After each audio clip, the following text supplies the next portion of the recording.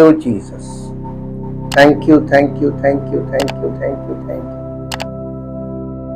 परमपिता परमेश्वर, हम आपका हृदय से धन्यवाद करते हैं और आपके प्रेम के लिए, आपके अनुग्रह के लिए, आपकी पवित्र सामर्थ के लिए और सबसे बड़ी इस बात के लिए कि आप सब विश्वास करने वालों पर अपना अनुग्रह बनाए रखते हैं। और हमको प्रभु, जब हम विश्वास करने वालों कोई गलती करते हैं तो आप उनको अपनी तरीके से पनिश करके सही कर लेते हैं। जैसे माता पिता अपने बच्चों को जिनसे प्रेम करते हैं उनको पनिश करके और समझा के सही करते हैं, ऐसे ही आप हमारे साथ, हम सब विश्वास करने वालों के साथ व्यवहार करते हैं। प्रभु आपका धन्यवाद करते हैं और चाहते पिता परमेश्वर, हम आपकी शरण में हमेशा बने रहें ताकि हम सुरक्षित रहें और हम सबका जीवन इस बात को प्रकट करने में कि हम आप पर विश्वास करते हैं और हम आपके बच्चे हैं और हमारा जीवन आपको समर्पित है, इस बात में आपकी ओर से हम साबित किए जाएं ताकि संसार देखे और आपकी महिमा प्रकट हो और आपका नाम महिमा पाए। सारी महिमा आपको मिले। इस प्रार्थना को आपके इकलौते पुत्र प्रभु यीशु मसीह के नाम से मांगते हैं, आमीन। Praise the Lord. जय मसीह की। सबको परमेश्वर के नाम में बहुत स्वागत करते हैं जो उपस्थित हो गए हैं। मौसम कितना भी खराब हो, लेकिन जो लोग इस बात के लिए समर्पित हैं कि हमें परमेश्वर के लिए उपस्थित होना है, वो होते हैं। और इस बात के लिए भी परमेश्वर की महिमा हो, क्योंकि वही हमें सफल करता है। जैसा कि कल हम लोगों ने एक मेटाफर जिसको बताते हैं परमेश्वर प्रेम है। प्रेम एक रूपक है, एक मेटाफर है जिसको परमेश्वर को उसके द्वारा दर्शाया गया।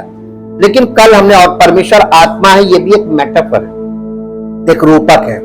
और हम लोगों ने कल किस तरीके से पवित्र आत्मा के द्वारा इस बात को ठीक से समझा और जाना कि पवित्र आत्मा प्रेम का आत्मा है। पवित्र आत्मा परमेश्वर के प्रेम का आत्मा है। और आज इसी प्रकार से एक और मेटाफर जो परमेश्वर से संबंध रखता है, परमेश्वर की आत्मा से भी संबंध रखता है और हमारे आत्मिक जीवन के लिए इसका स्पष्ट होना बहुत जरूरी है, उसको ध्यान करेंगे। लेकिन इससे पहले मैं आपको बता सकता हूं कि मेटाफर यानी रूपक जिनका प्रयोग किया गया है वचन में, ये परमेश्वर की ओर से दिखाई हुई चीज को दिखाकर किसी ऐसी चीज को जिसे हम देखें और डिसर्न करें, यानी उसको पहचाने कि ये चीज अगर है तो परमेश्वर है। जैसे कल हमने देखा, अगर हमारे जीवन में, हमारे हृदय में परमेश्वर के प्रति प्रेम नहीं है तो इसका मतलब हमारे दिल में परमेश्वर नहीं है। जैसा कि हमने कल देखा कि प्रेम का आत्मा अगर कलीसिया में नहीं है, लोगों में, विश्वासियों में आपस में प्रेम नहीं है, इसका मतलब परमेश्वर का प्रेम हमारे जीवन से निकल नहीं रहा है दूसरे विश्वासी के लिए। तो ये रूपक हमको उस चीज को दिखाते हैं जो शायद हम फिजिकल आईज से नहीं देख सकते। रूपक का इस्तेमाल किया गया है, बाइबल पूरी रूपक में है। और इसीलिए कहते हैं कि बाइबल एक यानी ब्लाइंड पर्सन भी है, अगर वो परमेश्वर के वचन को सुने तो वो भी परमेश्वर को देख सकता है। और अगर कोई अनपढ़ है वो भी वचन को सुने ध्यान पूर्वक और उन बातों पर ध्यान लगाए तो वो भी परमेश्वर को देख सकता है। और पढ़े लिखे लोग भी देख सकते हैं यदि वो ध्यान से सुने। इसीलिए परमेश्वर के वचन में कहीं भी नहीं लिखा है कि बाइबल पढ़ के कोई नहीं चला। पुराना नियम इस बात को प्रमाणित कर रहा है कि परमेश्वर की वाणी सुनकर लोगों ने परमेश्वर को फॉलो किया। तो उस अनदेखे परमेश्वर को जो आत्मा है, लोगों ने कैसे फॉलो किया, अंडरस्टैंड कैसे किया, तो परमेश्वर ने उनको रूपक दिखाए। और उन्हीं रूपकों से अब हम परमेश्वर को और उसकी विशेषताओं को और परमेश्वर की आत्मा की विशेषताओं को इन रूपकों के द्वारा देखना शुरू कर रहे हैं। और हमने शुरुआत की है तो अब हम देखते चले जाएंगे। आज एक रूपक और लेते हैं। परमेश्वर आग है। पूरी बाइबल आग से भरी हुई, पूरी बाइबल प्रेम से भरी हुई है। परमेश्वर का प्रेम, परमेश्वर आग है, परमेश्वर प्रेम है, परमेश्वर आत्मा है। तो दो चीजें तो क्लियर हो गई कि परमेश्वर का आत्मा प्रेम का आत्मा है। अब आग के ऊपर आते हैं। ये इतना महत्वपूर्ण है क्योंकि यूहन्ना बपतिस्मा देने वाले ने जब यीशु मसीह का परिचय दिया तो उसने कहा, जो मेरे बाद आता वो मुझसे श्रेष्ठ है, मैं उसी जूती का बंद खोलने लायक नहीं, और वो मुझसे श्रेष्ठ है, वो तुम्हें पवित्र आत्मा और आग से बपतिस्मा देगा। तो उसने पवित्र आत्मा और आग दो चीजों को वहां पर दिखाया। पवित्र आत्मा वो चीज थी जो उस जमाने के लोग देख नहीं सकते थे, लेकिन आग वो चीज है जिसको हर युग के लोग देख सकते हैं। इसीलिए पवित्र आत्मा का जो लोग इन रूपकों को नहीं समझ रहे हैं, परमेश्वर थ्योरी नहीं है, परमेश्वर वास्तविकता है। और वास्तविकता में अगर परमेश्वर आपको नहीं प्रकट हो रहा है, दिखाई नहीं दे रहा है, तो आप परमेश्वर को देख नहीं पा रहे। You are a blind believer. उसको देखने के लिए पवित्र आत्मा ही है जो प्रगटीकरण का आत्मा है, वो उसको दिखाता है। यीशु मसीह ज्योति है और पवित्र आत्मा उस ज्योति का प्रयोग करता है हमारी इन फिजिकल आईज से परमेश्वर को हम पहचाने, डिसर्न करें, देखकर। और बाइबल जो है वो पढ़कर चलने वाली पुस्तक नहीं है। बाइबल जो है, बाइबल में लिखी बातों को समझने के बाद पवित्र आत्मा की अगुवाई में चलना है। केवल इन बातों को लिटरली आपको फॉलो नहीं करना है। इसीलिए बाइबल हमको ये सिखाती है, निर्देशित करती है कि हम वचन को जब सुनते हैं, सुनने से विश्वास पैदा होगा, सुनने से विश्वास पैदा होता है और सुनने से ही विश्वास पैदा होता रहेगा हर युग। ये यूनिवर्सल ट्रुथ्स हैं, फैक्ट्स। और सुनकर चलने से ही आपको लाभ मिलेगा। लेकिन सुनकर चलना और सुनकर नहीं चलना, तो इसमें एक चीज आ गई, निर्णय। तो सुनने के बाद निर्णय सुनने वाले को लेना है कि वो आज्ञा मानेगा या उल्लंघन करेगा, नहीं या हाँ। हाँ का मतलब आज्ञाकारी, नहीं का मतलब अनाज्ञाकारी। अगर आप सुनकर आज्ञा मानेंगे तो आपकी जीवन में रिजल्ट आएगा। अगर सुनेंगे और आज्ञा नहीं मानेंगे तो रिजल्ट नहीं आएगा। ये इसकी सिंप्लिसिटी है। आज कॉम्प्लिकेटेड इसलिए है कि जो लोग परमेश्वर के वचन को पढ़ सकते हैं, अच्छी बात है, पढ़ना जिनको आता है उनको पढ़ना चाहिए। लेकिन पढ़ने के बाद कैसे पढ़ना चाहिए? जब कोई बच्चा 5th, 6th, 7th क्लास में आ जाता है और जब स्कूल का सेशन चेंज होता है, उसकी नई बुक्स आती है, तो सबसे पहले, क्योंकि अब वो पढ़ने लगा है, तो वो अपनी नई किताबों को पढ़ने लगता है। कोई बुराई नहीं है, उसमें वो पढ़ता है। लेकिन एक बात बताइए, हिंदी में वो कहानियां पढ़ता है, उसको समझ में आएगी। वही इसी प्रकार से इंग्लिश बुक में जब वो कहानियां पढ़ सकता है, लेकिन क्या उसको पूरी तरीके से समझ में आएंगी? आएंगी कि नहीं आएंगी? क्यों नहीं आएंगी? क्योंकि इंग्लिश को सही तरीके से ग्रामेटिकली ट्रांसलेट करने के लिए उसको टीचर की जरूरत पड़ेगी, सहायक की। तो टीचर काहे के लिए है? सहायक है ना, ताकि वो आपको उस भाषा को, जिसे आप पढ़ तो सकते हैं, समझ नहीं पा रहे हैं, तो आपकी सहायता करे उसको समझाने की। फिर उसके बाद आप मैथ्स की बुक है, उसको आप अंडरस्टैंड तो करते हैं, गिनतियां आ गई हैं बच्चे को, वो समझ जाता, प्लस माइनस ये वो, लेकिन उसके फॉर्मूले नहीं आते। तो टीचर सहायक क्या करता है? आपको सवाल कैसे हल करना है स्टेप बाय स्टेप, वो आपकी सहायता करता है। और इसी प्रकार से फिजिक्स है, केमिस्ट्री है, बायो है, जूलॉजी है, बॉटनी है, सारे विषय सहायक के बिना, सहायता के बिना शिक्षा कभी भी सही नहीं होगी। पहली बात, बेस्ट टीचर और स्टूडेंट अगर बेस्ट है, अगर टीचर के अधीन है तो बेस्ट स्टूडेंट बनेगा, और बेस्ट स्टूडेंट आगे जाके एक बेस्ट नागरिक बनेगा, बेस्ट बढ़िया डॉक्टर बन सकता है, बढ़िया वकील बन सकता है, कुछ भी वो कर सकता है, क्योंकि उसने शिक्षा को शिक्षक के द्वारा एकदम तरतीब से ग्रहण किया। इसको कहते हैं थॉरो एजुकेशन।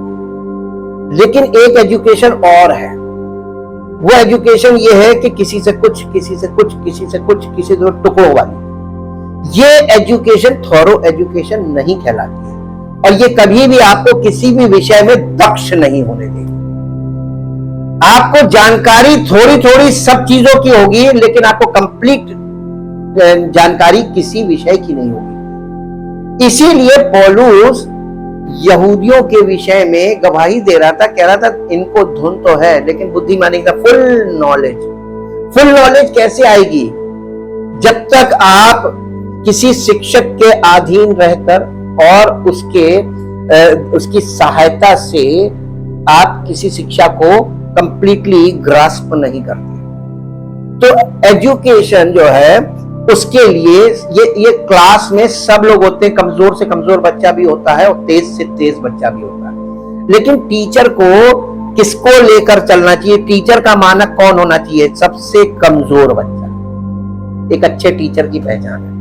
हमारे प्रभु यीशु मसीह या हमारा परमेश्वर एक ऐसा परमेश्वर है, वो पिता भी है, और उसने अपने पुत्र के द्वारा अपने पितृत्व को, अपने पिता के प्रेम को उस पुत्र के में प्रकट किया, ताकि, और किसके लिए प्रकट किया? संसार के लोगों के लिए, मनुष्यों के लिए प्रकट किया।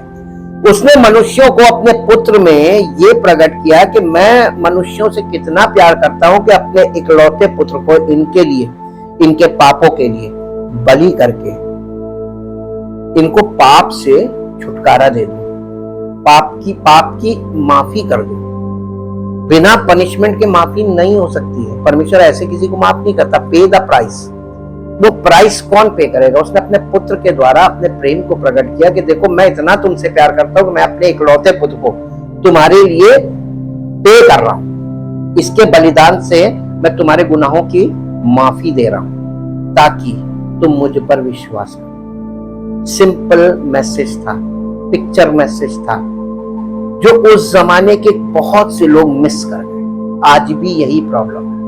परमेश्वर का प्रेम जो उसने अपने पुत्र के बलिदान के द्वारा प्रकट किया, कोई कैच नहीं कर पा रहा। इसलिए हम लोग पवित्र आत्मा की सहायता से इस चीज में आगे बढ़ रहे हैं। मालूम है, पवित्र आत्मा ही टीचर है। हम तो एक इंस्ट्रूमेंट है, और इंस्ट्रूमेंट को भी पवित्र आत्मा जैसे सबको तैयार कर रहा है, इंस्ट्रूमेंट को भी तैयार करता है। इसलिए हम लोग सब इक्वल हैं। आज हम देखेंगे सिंबॉलिक मीनिंग ऑफ फायर। ये प्रतीक क्या है? आग का प्रतीक क्या है? इसमें भेद है, और सारे भेद इन्हीं में खुलेंगे और आप देखेंगे। Fire is a spiritual element. ये जो आग है, ये एक आत्मिक पदार्थ है, एक तत्व है, ये आत्मिक है। जैसे हृदय हमारे शरीर में एक आत्मिक अंग है। आत्मिक जीवन की शुरुआत हृदय से है, और आत्मिक जीवन में परिपक्व होना हृदय में, और आत्मिक जीवन से पूरी तरीके से चलते चले जाना, मैच्योरिटी में आगे और स्थिरता में बने रहना हृदय। और पवित्र आत्मा हृदय को हमारे स्थिर बनाता है, परमेश्वर के प्रेम में स्थिर करता है। और उसके बाद हम लोग अब फायर पे आए हैं, तो अब हम फायर को भी देखेंगे ताकि बाद में हम पिक्चर पूरी कंप्लीट करें। The fire element is seen as a symbol of love. ये प्रतीक किस चीज का? आग किस चीज का प्रतीक है? आत्मिक तौर पर आपको आत्मिक चीजें बाइबल में रखी हुई हैं, और आपके पास आंखें हैं और बाइबल भी है। लेकिन यीशु मसीह ज्योति है और पवित्र आत्मा सहायक। तो पवित्र आत्मा उस ज्योति की सहायता से हमको वो चीजें प्रकट कर रहा है। एक वचन में देखो है ये सबसे पहली चीज, आग का सबसे पहला मीनिंग बाइबल में क्या है? प्रेम। प्रेम जो हमने कल देखा, परमेश्वरीय प्रेम, वो कैसे बाइबल में दिखाया गया है?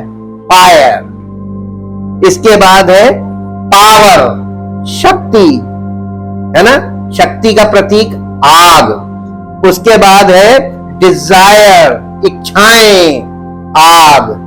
उसके बाद है एंगर, क्रोध, आग। उसके बाद है स्ट्रेंथ, शक्ति, आग। उसके बाद असर्टिवनेस, असर्टिवनेस का मतलब होता है दृढ़ता, दृढ़ता, फॉर्मनेस, विश्वास में दृढ़ रहना, प्रेम में दृढ़ रहना, दृढ़ता। दृढ़ता का मतलब होता है जब कोई व्यक्ति दृढ़ संकल्प करता है और अपने संकल्प में दृढ़ता से बना रहता है कि मैंने अपना जीवन प्रभु को समर्पित किया, अब ये जीवन मैं किसी को टच नहीं करने दूंगा। अपने आप को संसार में निष्कलंक बनाए रखो, इस आज्ञा को पूरा करने का ये है कि आपके जीवन में आग है। आग इस बात को दिखा रही है, अगर परमेश्वर की आग लगी हुई है, इसका मतलब कि हम उस आग में दृढ़ हैं, वो आग हमें दृढ़ बनाए हुए है। तो ये दृढ़ता का भी प्रतीक है। असर्टिवनेस, लाइट, प्रकाश, उसका भी प्रतीक आग है। एंड एनर्जी, ऊर्जा का प्रतीक आग है। It is also seen as a symbol of transformation, यानी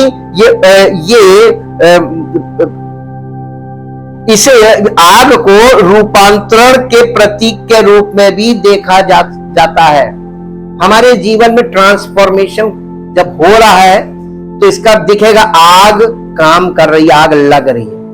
और फिर एक टाइम आएगा कि हमारा जीवन आग से प्रज्वलित होगा और परमेश्वर की आग हमारे जीवन में हमको कवर कर लेगी। अब हम आग में स्थिर हैं।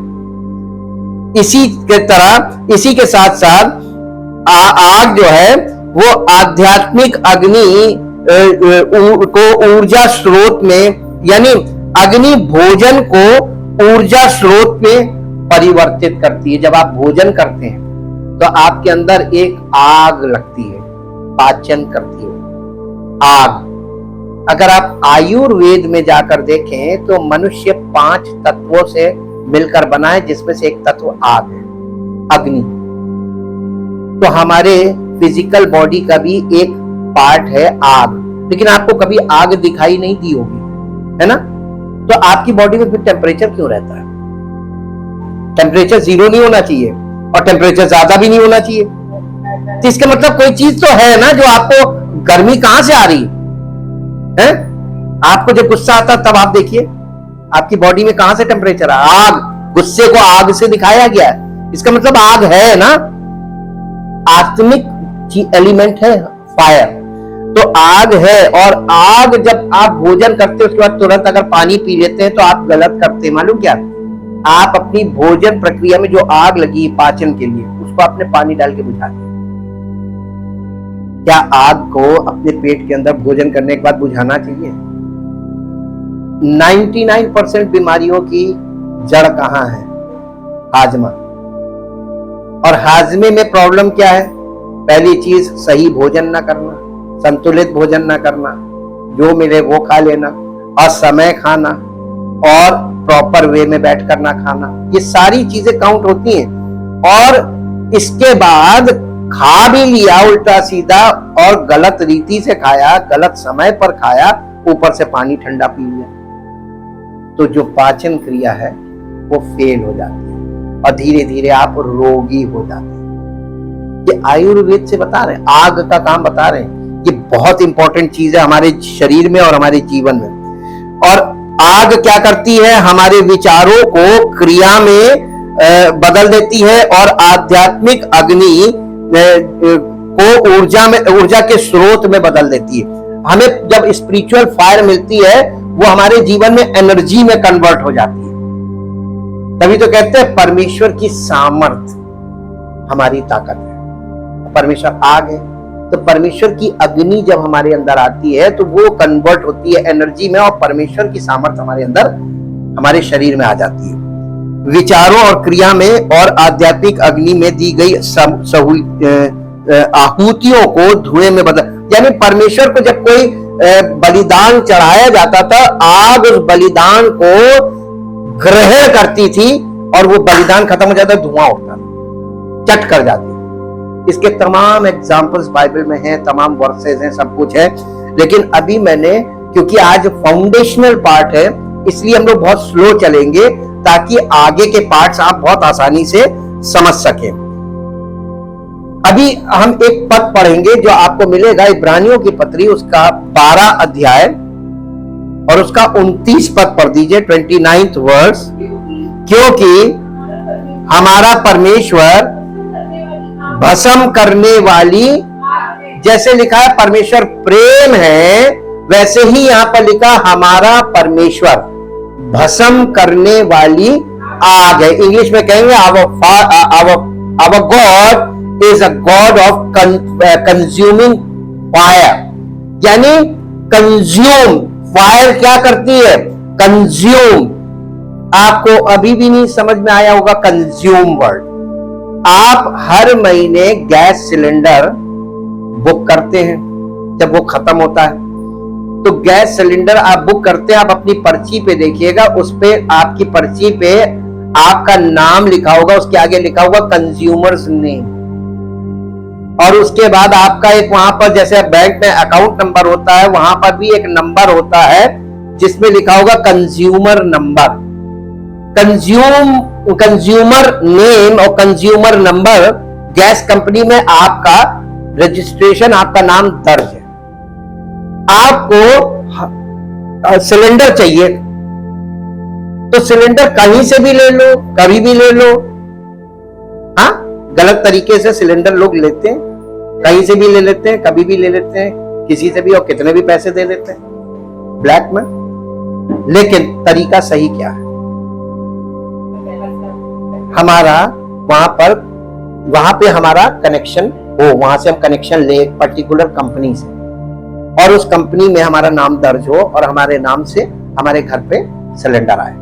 तो आप जब कहीं कनेक्ट होंगे तो आपको वहां पर कंज्यूमर नंबर मिल रहा है, क्योंकि आप वो सिलेंडर को कंज्यूम कर रहे हैं। कंज्यूम का मतलब उसका इस्तेमाल करना है। कंज्यूम का मतलब किसी चीज का यूज करना, प्रयोग करना, उसका इस्तेमाल करना, और लगातार आपको इस्तेमाल करेंगे तो वो आपको किसी टंकी से कनेक्ट नहीं करे। आजकल तो वो घरों पे कनेक्शन आ गए हैं, है ना, गैस कनेक्शन घर तक आ गए, लाइन आ गई है, और उसके द्वारा भी अब चलने लगा है। लेकिन उसमें भी आपको कंपनी से कनेक्ट होना पड़ेगा, कोई भी व्यक्ति उससे नहीं ले सकता है। तो एक कनेक्शन आप देखेंगे, हर जगह एक कनेक्शन है।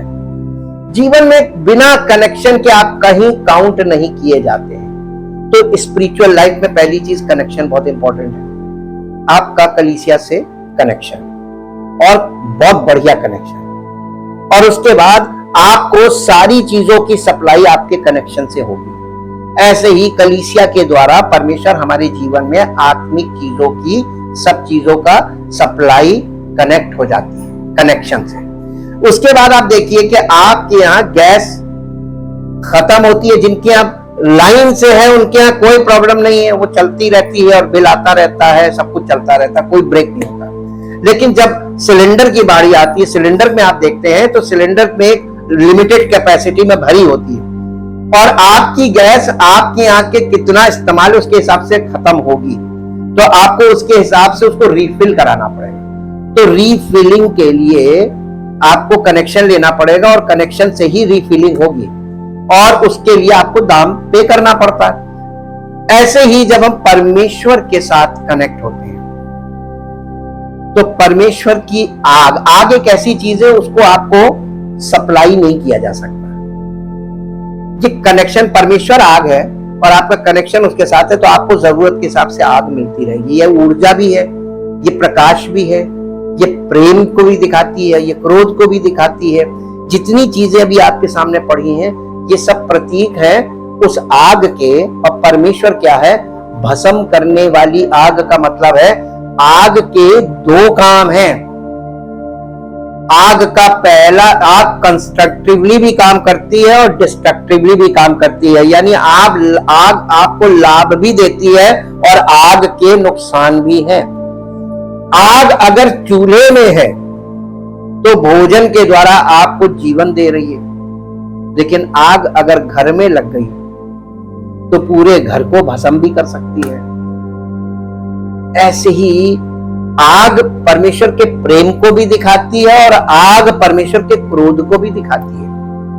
आग हमारे हृदय में अगर परमेश्वर का प्रेम है तो ये परमेश्वर के प्रेम को आग से प्रकट किया जाएगा, लेकिन अगर हमारे दिल में परमेश्वर के विरोध में यानी ईर्ष्या है, ईर्ष्या भी आग है, और हमारे जीवन में परमेश्वर के विरोध में यानी हम उसकी इच्छा के अनुसार ना बोल रहे हैं, ना चल रहे हैं, या हम सेवक हैं, प्रचार कर रहे हैं, अगर परमेश्वर की इच्छा और योजना के अनुसार प्रचार नहीं कर रहे हैं और हमारे जीवन पूरी तरीके से पवित्र आत्मा में परिपक्व नहीं है, पवित्र आत्मा हमारे ऊपर से कंट्रोल नहीं किए हुए है, तो हमारा जीवन बहुत से लोगों के लिए नुकसान का कारण बन जाएगा। क्यों? क्योंकि परमेश्वर का प्रेम जो हमारे हृदय में होना चाहिए वो नहीं है। परमेश्वर का आत्मा हमारे जीवन से काम नहीं करेगा। अब मेरे साथ आप अगर इस बात को देखें कि यीशु मसीह जब इस पृथ्वी पर आए तो उन्होंने लोगों को क्या बताया था, यहूदी लोगों को जो अपने आप को बहुत धार्मिक समझते थे, उसने कहा जो कुछ मनुष्य के हृदय में होता है वही उसके मुंह पर आता है। तो हृदय क्या है हमारा? हृदय वो स्रोत है जहां से हमारे मुख से निकली बातें परमेश्वर की ओर से हैं कि शैतान की ओर से हैं, इस बात का निर्णय सामने वालों को उनके जीवन में प्रभाव डालेगा। अगर परमेश्वर की ओर से होगा तो उनके जीवन में निर्माण होगा, उनका जीवन परमेश्वर की महिमा में आगे बढ़ेगा, उनके जीवन में परमेश्वर की सामर्थ काम करेगी और परमेश्वर के बड़े बड़े आश्चर्य कर्म उनके जीवनों में प्रकट होंगे। लेकिन अगर परमेश्वर का प्रेम नहीं है, परमेश्वर की आग नहीं है, तो आत्मा तो दोनों तरफ से काम कर रही है ना, पॉजिटिवली भी नेगेटिवली। परमेश्वर का आत्मा हम देख रहे हैं कैसा है, साथ ही साथ हमको ये पता चल रहा है कि परमेश्वर के विरोधी का आत्मा भी काम कर रहा है। अगर परमेश्वर के विरोधी का आत्मा है तो प्रेम की जगह क्या होगा? नफरत। तो नफरत की भी आग है। और अगर यहां से परमेश्वर की पवित्र अग्नि नहीं निकल रही है तो क्या निकलेगी? नफरत की आग निकलेगी। तो ये क्या करेगी? ये चीजों को भस्म करेगी, ये लोगों को नुकसान पहुंचाएगी। इसके लिए पद पढ़िए आगे, 13 अध्याय इब्रानियों की पत्री, उसका 13 अध्याय। ये मत भूलिएगा कि हम लोग देखने वाले पार्ट में चल रहे हैं और अब हम लोग देख रहे हैं, तो आप देखिए जी 13 अध्याय और उसका 7 पद से पढ़िए। जो तुम्हारे अगुए थे और जिन्होंने तुम्हें परमेश्वर का वचन सुनाया है उन्हें स्मरण रखो। यानी बाइबल में जितने भी लोग हैं जिनके द्वारा परमेश्वर का वचन कलीसिया के लोगों को मिल रहा है, बिब्लिकल एल्डर्स की बात की जा रही है, इनको स्मरण रखो, बहुत जरूरी है। मालूम है, जब आप इनको याद रखेंगे तो आजकल के लोगों में आप बहुत जल्दी डिसर्न कर लेंगे कि ये कौन सी साइड से है। जी आगे पढ़िए। नहीं, और ध्यान से उनके चाल चलन का अंत देखकर। देखिए, आज कोई सेवक खड़ा हुआ जैसे हम खड़े हुए हैं, हमारे जीवन का अंत तो अभी आपको दिखाई दिया नहीं। आपको उसको फॉलो करना है जिसके जीवन के अंत को आप समझ गए हैं कि ये प्रभु ने इसको ग्रहण कर लिया। जैसे पौलुस को जब आप समझ गए कि पौलुस का जीवन परमेश्वर में जिस दिन पकड़ा यीशु मसीह ने, उस दिन से और आखिरी सांस तक वो प्रभु यीशु मसीह को समर्पित रहा और एकदम सही है, तो हम किसको फॉलो करेंगे? ये इस अगुए को पकड़ लो, ये बहुत अच्छी चीज है। लेकिन कलीसियाई तौर पर परमेश्वर ने आज भी तुमको अगुए रखे हैं। आपको यह देखना है कि जिस कलीसिया में आप हैं वहां पे अगुआ किसको फॉलो कर रहा है और उसके अंत को देखकर उनके विश्वास का अनुकरण करो, उनके विश्वास। इसीलिए हमने अपोस्टल्स क्रीड बताई थी। हम लोग प्रेरितों के विश्वास को दोहराया जाता था आरंभिक कलीसिया में, पहली सदी की कलीसिया में। लेकिन आज तो लोग इतने स्मार्ट हैं कि आप अपने घर में इसको लिख के लगा लीजिए आईने के बगल में, और जब तक आप अपने आप को सही करते हैं आप इस चीज को देखते रहिए, आपके मन में छप जाना चाहिए। बोलने की जरूरत क्या है? ये हमारे हृदय के लिए, हमारे मस्तिष्क के लिए, कि हम इधर उधर भटके ना। और उनका अनुकरण, उनके विश्वास का अनुकरण करो। आगे, यीशु मसीह कल और आज और युगों से युगों तक एक सा है, यानी जैसा था, जैसा है वैसा ही रहेगा। जैसा था वैसा ही आज है और वैसे ही आगे को भी रहेगा। यानी यीशु मसीह में कोई चेंजेस नहीं हुए। तो ये कलीसियाओं में और प्रीचिंग में और मसीहत में चेंजेस जो दिख रहे हैं, ये कहां से आ गए? एक क्वेश्चन उठता है। जब आप वचन में जाके देखेंगे तो वो दिखेगा यीशु मसीह सच्चा, और आज जब लोगों के जीवन में देखेंगे वो दिखेगा ही नहीं। जी, नाना प्रकार के विचित्र उपदेशों से ना भरमाए जाओ, क्योंकि मन का अनुग्रह से दृढ़ रहना भला है, ना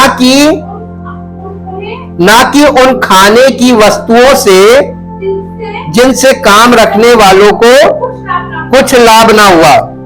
बस अब आपको यह समझ में आ गया कि आपके हृदय में अगर दृढ़ता है परमेश्वर के प्रति, तो आपके अंदर परमेश्वर का प्रेम, आपके जीवन में परमेश्वर की आत्मा के द्वारा परमेश्वर का प्रेम हृदय में उंडेला गया है, और परमेश्वर की आग आपके हृदय में है।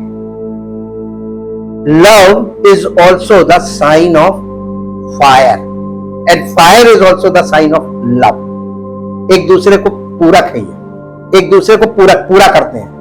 अब आप देखिए, बिना प्रेम के आग नहीं, प्रेम की आग नहीं, और बिना प्रेम की आग के प्रेम नहीं। संसार में एक कहावत है, एक कहावत बोली जाती है कि ये इश्क नहीं इतना आसान, बस इतना समझ लीजिए, एक आग का दरिया और डूब के पार जा। प्रेम को आग के दरिये से दिखाया है, और जब तक आप इस दरिये को पार नहीं करते, आग प्रूव यानी प्रेम प्रूव नहीं होगा।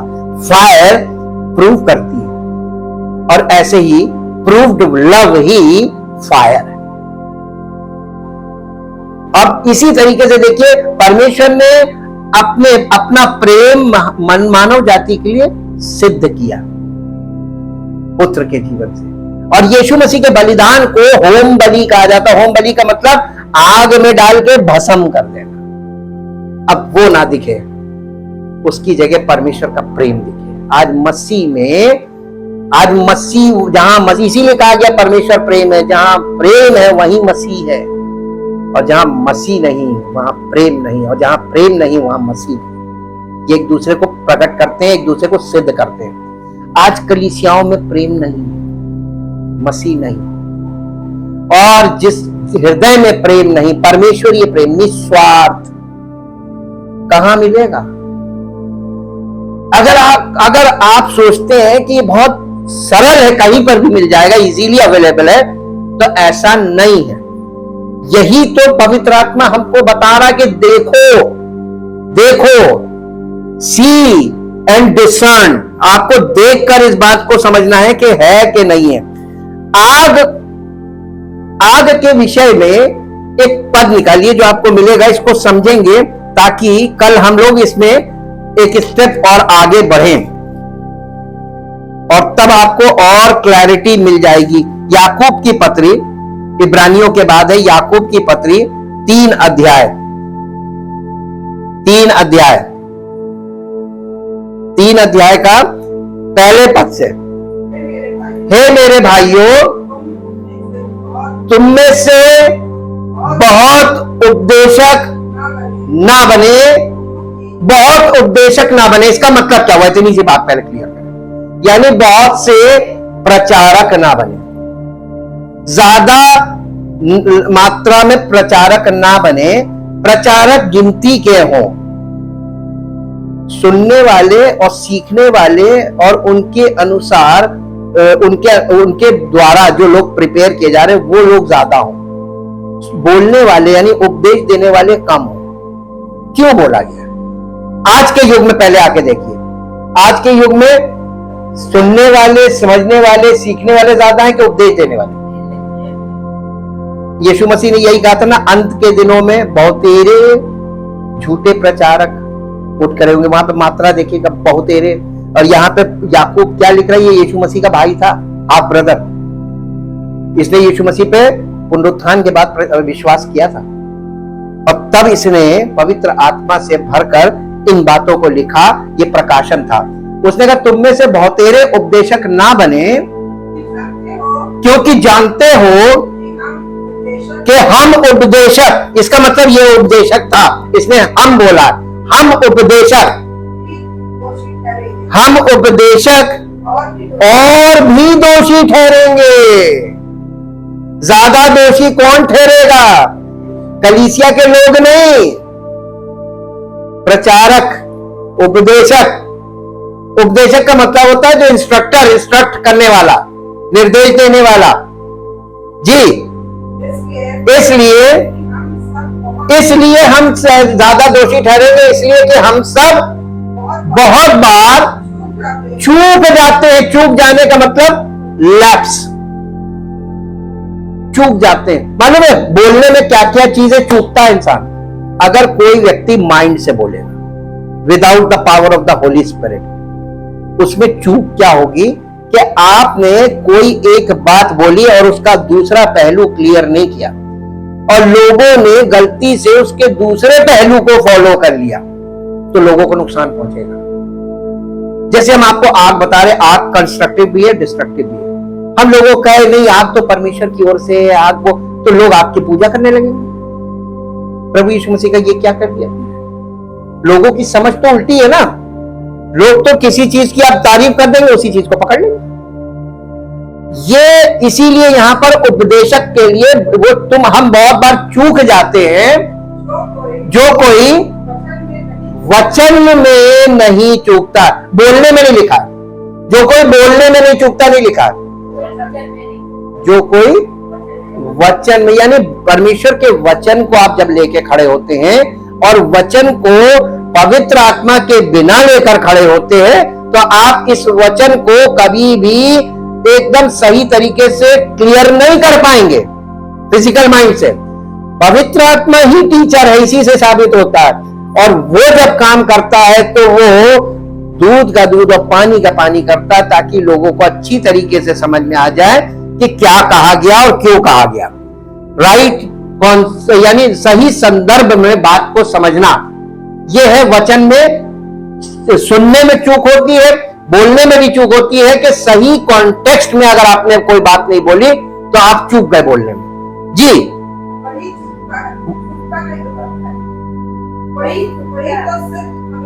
जो चूकेगा नहीं वचन में वो सिद्ध मनुष्य है। यीशु मसीह को आप देखिए, यीशु मसीह ने जब बोलना शुरू किया तो कहीं चूका नहीं, उसने एकदम स्पष्ट किया। जी, और वो जो सिद्ध है वो सारी देह पर। अब यीशु मसीह सिद्ध मनुष्य है, ठीक। मसीह का आत्मा, जिसे हम पवित्र आत्मा कहते हैं, जो कलीसिया में काम कर रहा है, मसीह का आत्मा सिद्ध करने वाला आत्मा है। तो मसीह की देह में मसीह का आत्मा काम कर रहा है ताकि सब विश्वासियों, सब अंगों को लगाम लगाए। लगाम लगाए का मतलब क्या होता है? लगाम लगाए का मतलब कि पवित्र आत्मा के अकॉर्डिंग तुम उसके हाथ में मूवमेंट उसके अकॉर्डिंग करो।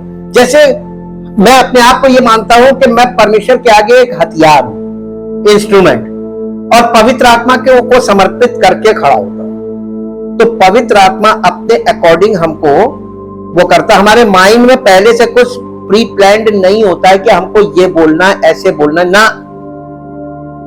ये पवित्र आत्मा है, हमने अपने आप को समर्पित कर दिया और वो अपने आप हमको, जैसे कि प्लास हमारे हाथ में है और हमको वायर काटनी, जैसे ही हम हाथ ढीला करेंगे प्लास का मुंह खुल जाएगा, और जैसे ही हम उसको ऐसे करेंगे मुंह बंद होगा, कस के दबाएंगे कट जाएगा। लेकिन अगर प्लास जंग भरा है तो हम हाथ ढीला करेंगे, इशारा है प्लास को खुल जाओ, प्लास खुलेगा? प्लास तो हट गया। अब उसको दोनों हाथ लगाए, पहले प्लास से लड़ रहे फिर प्लास से काम करें। ऐसे ही जब हम पूरी तरीके से परमेश्वर के हाथ में फ्लेक्सिबली समर्पित होते हैं तो पवित्र आत्मा अपने अकॉर्डिंग काम करेगा, उसके इशारों पे है, उसका हाथ है, वो काम कर रहा है, हम एक औजार है। ऐसे ही सरेंडर्ड होना है। और अगर हम सिर्फ अपने ब्रेन का इस्तेमाल करेंगे ये मान के कि पवित्र आत्मा है, इसमें धोखा है। ऐसे ही हो रहा है। आगे पढ़िए, देखिए यहां पर कुछ दिखाया जा रहा। देखिए, जब हम अपने वश में करने के लिए घोड़े के मुंह में, देखिए घोड़े को दिखाया जा रहा है कि देखो घोड़े को देखो, उसके मुंह में लगाम लगी है और वो लगाम का सिरा किसके हाथ में है? जो सवार है। अब वो घोड़े को उसको मोड़ना होगा, इधर मोड़ना है तो इधर ढीला करेगा, इधर टाइट करेगा, घोड़े को इशारा, घोड़ा मुड़ जाएगा इधर, और इधर ढीला करे इधर खींचे तो घोड़े को पता चल जाएगा इधर, है ना। उसके मुंह से उसकी पूरी बॉडी को कंट्रोल किया हुआ। ऐसे ही परमेश्वर का आत्मा हमारे पूरे शरीर को पवित्र आत्मा के द्वारा कंट्रोल कर लेता है। लगाम का मतलब मालूम क्या होता है? लगाम का मतलब ये नहीं है कि मत बोलो, ये मिस इंटरप्रिटेशन हो गया। यही तो बोल रहे हैं, सुनने में चूक क्या होती है? संदर्भ से बाहर मीनिंग लगा लेना। बोलने का, मुंह में लगाम लगाने का मतलब ये होता है अपनी मर्जी से मत बोलो। जिसके हाथ में, जिसके कंट्रोल में हो उसकी मर्जी से बोलो, उसकी मर्जी से चलो, उसकी मर्जी से मुड़ो, उसकी मर्जी से यानी उसके कंट्रोल में, उसकी इच्छा के अनुसार, अपनी मर्जी से नहीं। लगाम का केवल इतना मतलब है, लगाम लगाते हैं जिससे हम उसकी पूरी देह को भी हम अपने कंट्रोल करते, मोड़ सकते हैं अपनी मर्जी से। हाँ, पूरी बॉडी को आप अपनी मर्जी से घुमा सकते हैं अगर आपके हाथ में लगाम है। अब आपसे प्रश्न ये है कि अगर आपको ये चित्र समझ में आ गया, आपने देख लिया, तो अब ये बताइए आपकी लगाम किसके हाथ में है? ये तो अभी आपका अनुमान है, आपके जीवन से ये चीज प्रभु साबित कर देगा। बने रहो, उचित समय पर वो ये दिखाएगा कि हाँ इसकी मेरे हाथ में थी और आज देखो मैं इस पर सवार हूं। हालेलुया। आगे पढ़िए, देखो, अब देखिए फिर आया बीहोल्ड, देखो, यानी आप प्रूफ रीडिंग की जरूरत है, आपको फिर से प्रूफ रीडिंग करनी पड़ेगी। देखो जहाज भी, ये पानी के जहाज हैं, जहाज भी यद्यपि ऐसे बड़े होते हैं, और प्रचंड, ये उस जमाने की बात है जब वो पाल बांधा जाता था और हवा के द्वारा जहाज को चलाया जाता था। अब आप सोच रहे होंगे कि अगर हवा उल्टी हुई और आपको जाना उधर है और हवा इधर की है तो आपको इधर जाना पड़ेगा, उधर नहीं जा सकते। हाँ, यही था, यही सिस्टम था कि हम अब हवा के विपरीत नहीं चल सकते थे। तो फिर कैसे यात्राएं होती थी? जिनको इधर जाना होता था, हवा इधर की है, तो वो तब तक ठहरे रहते थे जब तक हवा का रुख नहीं घूमता था। और जब हवा का रुख घूमता था तब वो देख लेते थे, वहां पर वो लगा रहता विंड, दिशा बताने वाला कि अब हवा इधर की है। वो जैसे ही देखते थे हवा का दिशा चेंज हुई, तुरंत अपनी तैयारी करे, तुरंत निकल गए। ये तरीका था, यानी हवा पर निर्भर थे, हवा के अकॉर्डिंग चलना। आपको मालूम है यीशु मसीह ने यही, इसी के आधार पर यह बोला था, जो आत्मा से जन्मा है वो आत्मा है, क्योंकि हवा जिधर चाहती है उधर चलती है, तू नहीं जानता कि किधर से आती है और किधर को जाती है। हवा के वश में आत्मिक व्यक्ति आत्मा के द्वारा चलता है, आत्मा के बहाव में चलता है। अगर पवित्र आत्मा इधर ले जा रहा है, पूरी कलीसिया में लोग पवित्र आत्मा के बहाव में चले। अलग अलग संदर्भों में बातें करना कलीसिया में, ये पवित्र आत्मा के बहाव में चलना नहीं। जैसे कि इसका एग्जाम्पल भी आपको दे दे, जैसे कि अगर इंग्लिश की क्लास है, पीरियड इंग्लिश का चल रहा है, तो सारे बच्चे उसी विषय की ही बात करेंगे ना। अगर टीचर हैं, अगर 4 टीचर हैं तो चारों उसी विषय पे बात करेंगे। लेकिन अगर इंग्लिश की क्लास है, उसमें हिंदी पे भी बात चल रही है, मैथ पे भी बात चल रही है, तो बच्चे कंफ्यूज हो जाएंगे। हाँ, तो विषय पर ही बने रहें सब लोग और उसी विषय पर चर्चा करें, तो उससे क्या होता है, चीजें लोगों को बहुत अच्छी समझ में आती हैं। आगे पढ़िए। और प्रचंड वायु से चलाए जाते हैं तो भी एक छोटी सी पतवार से के द्वारा माझी की इच्छा के अनुसार घुमाए जाते हैं। यानी जो माझी है वो एक छोटी सी पतवार होती है, हवा उसको चला रही है, लेकिन मोड़ने के लिए जब कहीं मोड़ना है तो कैसे मोड़ेंगे? हवा से नहीं मोड़ेंगे, पतवार से पानी को काट के घुमाना। ये एग्जाम्पल बहुत गहरा एग्जाम्पल है। आगे पढ़िए, ये कहां लेके जा रहा हमको। वैसे ही जीभ भी एक छोटा सा अंग है। ये किस किस के पास है ना? कितना बड़ा है? छोटी सी है जी, बड़ी बड़ी डींगे मारती है। देखो, फिर आया देखो, थोड़ी सी आग कितने बड़े वन में आग लगा देती है। चिंगारी से आग लगती है जंगल में, चिंगारी से। हमारी जबान जो है एक चिंगारी छोड़ती है और सारी बस्ती जल जाती है जी। जीभ भी एक आग है, जबान भी एक आग है। हमारे अंगों को नहीं, हमारे अंगों में अधर्म का, अरे बाप रे, लोक का मतलब एक संसार है, अधर्म का संसार। कहां? जबान।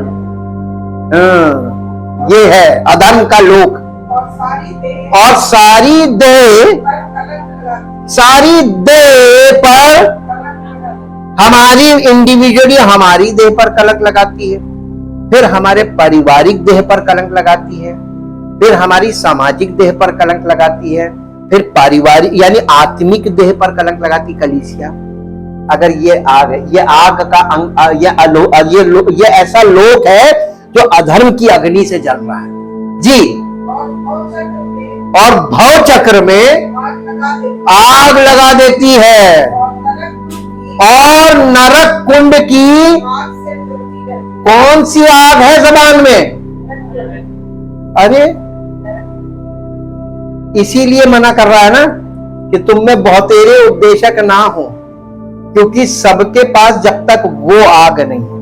अब आप पीछे जाके देखेंगे, पेंतेकोस्त के दिन आग किसी फटती भी जबानें उतरी थी, चेलों पर आकर ठहर गई थी। और चेले जब प्रभु यीशु मसीह के विषय में गवाही देते थे तो बड़े बड़े आश्चर्यकर्म होते थे, जो लोग विश्वास करते थे।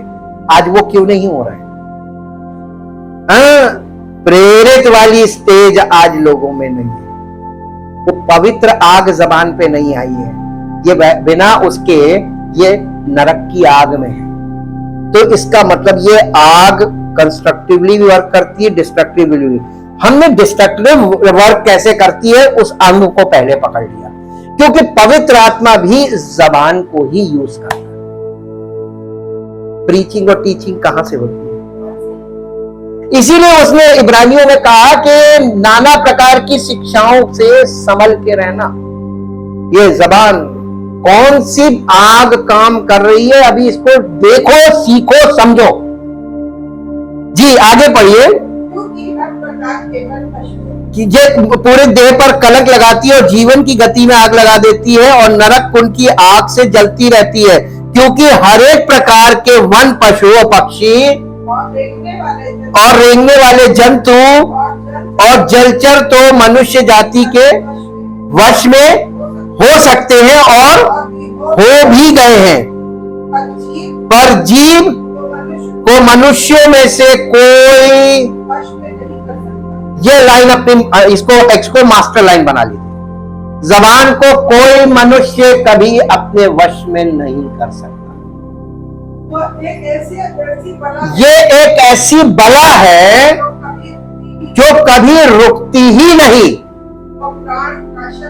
और प्राण नाशक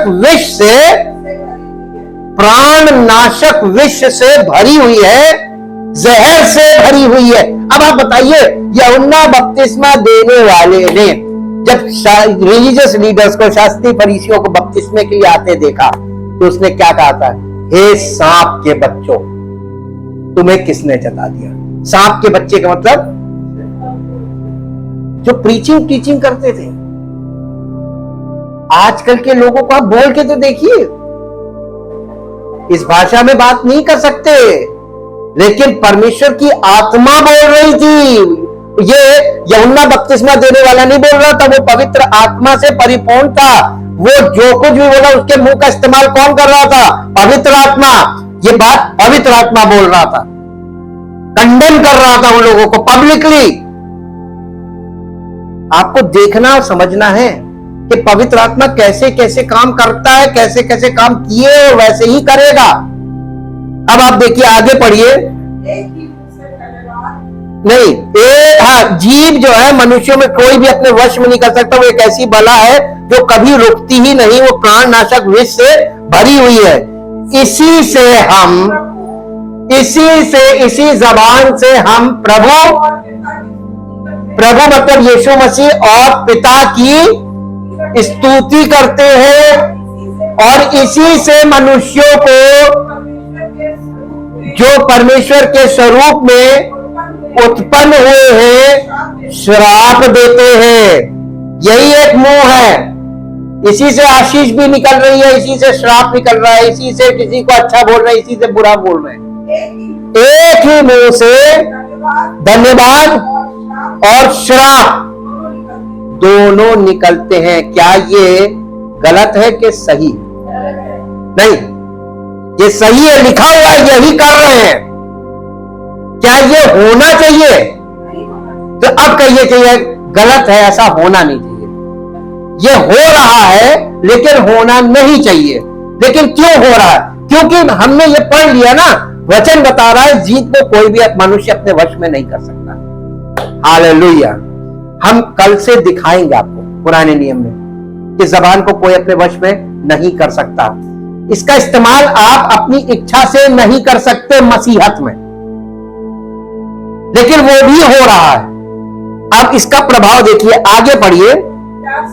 क्या सोते के एक ही मुंह से मीठा और खारा जल दोनों निकल सकता है? क्या आपके अंदर पवित्र अग्नि और अपवित्र अग्नि दोनों अंदर है? आप कभी मन चाहे इसको भस्म कर दिया और इसको प्यार कर लिया, दोनों काम एक साथ हो सकते हैं। मुंह तो एक ही है और दोनों तरफ आग है। ये डिस्ट्रक्टिव फायर है, कंस्ट्रक्टिव फायर है। आपके मुंह से एक ही फायर निकलेगी। डिस्ट्रक्टिव फायर अगर निकल रही है तो समझिए कंस्ट्रक्टिव है ही नहीं। आपकी पानी की टंकी में अगर साफ पानी भरा हुआ, ऊपर जितने भी टैप लगे होंगे सब खोलिए, सब में साफ पानी आएगा। ये नहीं कि एक में गंदा रहा, एक में साफ आ रहा है। और अगर उसमें गंदा भरा हुआ है तो सब में गंदा आएगा। आप इसी तरीके से देखिए कि टंकी ऊपर है और घर में ढेर सारे कमरे और ढेर सारे लोग हैं, सब उसी पानी का इस्तेमाल कर रहे हैं। एक ही सोता है और सब लोग उसका प्रयोग कर रहे हैं, चलकर सबको साफ पानी मिल रहा है। ऐसे ही कलीसिया में जब आप जिस कलीसिया में हैं वहां आपको पवित्र आत्मा वो स्रोत है जहां से आपको पवित्र अग्नि प्राप्त हो रही है कि अपवित्र अग्नि प्राप्त हो रही है। परमेश्वर का प्रेम मिल रहा है या आपको परमेश्वर के विरोधी का प्रेम मिल रहा है?